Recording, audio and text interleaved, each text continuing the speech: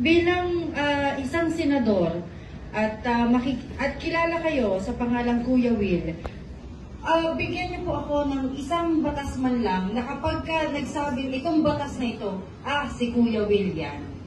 Okay, magandang tanong yan. Ha?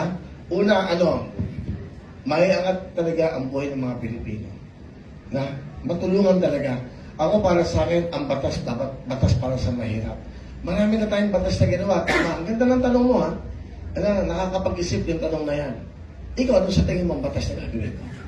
Babalik ko sa'yo. Ikaw, baka may suggestion ka. Hindi. Ikaw ba? Kasi isa kang mamamayang Pilipino. Ano ba sa tingin mo ang dapat na batas na gawin ko para sa mga kababayan natin? Bakit ako sa akin ang tanong?